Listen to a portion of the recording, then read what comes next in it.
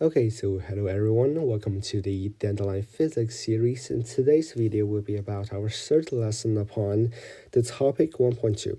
So this video will be a really simple and short video because the concepts included in this video is just for the purpose for us to prepare ourselves to have a better understanding for the concepts that will come in our next video.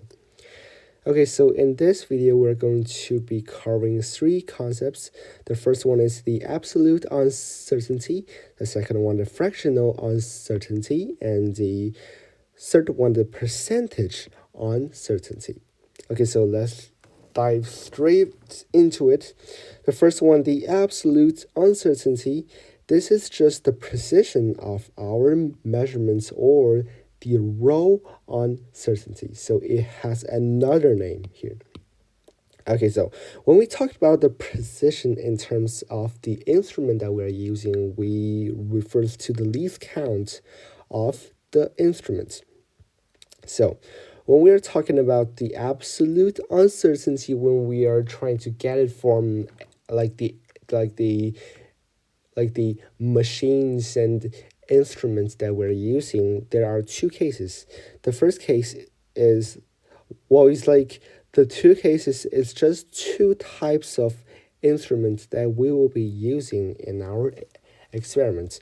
So the first one is called a analog instrument. So this is just the type of instruments that has a indicator to tell you like the reading. So such as here, this is a indicator that indicates that until this point from 0, here is the 1 cm. And this indicator indicates that until this point, this is 2 cm. And that's what we mean by an analog instrument. So here, the absolute uncertainty of an analog instrument will be half of its least count. And the least count is just the smallest value that your instrument can measure. So in this case, the smallest value here, that will be 0.1 centimeter or just 1 millimeter. So half of its least count will just be 0.5 millimeter. Yeah. However, sometimes in your class, you just use its least count for its absolute uncertainty for a ruler maybe. And that's because, let me give you an example here. So let's say that if you're trying to measure the length of a tube. So I have a tube here. So when you are trying to measure the length of this tube, step one, that you are trying to align one edge of this tube with the 0 indicator here. And step two, that you are trying to align the other edge of this tube with the aligning value that you are trying to read here. So there are two steps. So you're taking the measurement twice, which means that you have doubled your uncertainty here. So in this case, you usually just use the least count of the instrument of your analog instruments that you are using here. But however, there are cases that you don't have to worry about here. So you don't have a 0 offset error. So you only have to care about what you are measuring. So in this case, you will be using half of the least count. Okay, so our second case are the digital instruments, which means that the readings here are provided digitally. So the absolute uncertainty for this kind of instruments are just the least count. Yeah, it's really easy. Are just the least count. So in this case, we can see that it says 0.0000 gram. So in this case, the least count of this instrument will be 0.0001 gram. So that's its least count, which is its absolute uncertainty.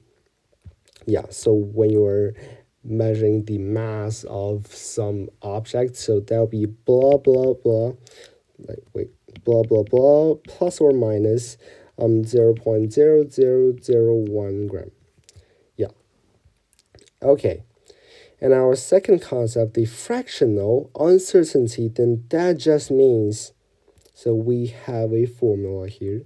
So the the fractional uncertainty equals to the absolute uncertainty over the measured value. So for example, let's give you an example. So for example here, the mass of a book is around like 500.00 gram measured on a weighting scale. What's the fractional uncertainty? So here, okay, so in a question, like how do I say this? So when a question does not tell you directly the least count of the instrument here, it's always just the number, like the smallest value of the number being provided here. So in this case, since it's a weighting scale, which means that it's a digital instrument, so the absolute uncertainty is just its least count. So least count equals to 0.01 gram.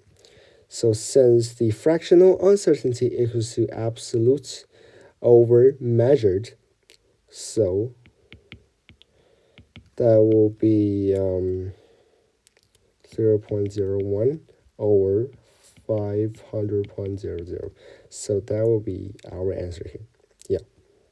Okay, then the last one, the percentage uncertainty. So this one is really easy. It's just the fractional uncertainty times 100. So let's say in this case here, so in this question that we just talked about, so 0.01 over 500.00.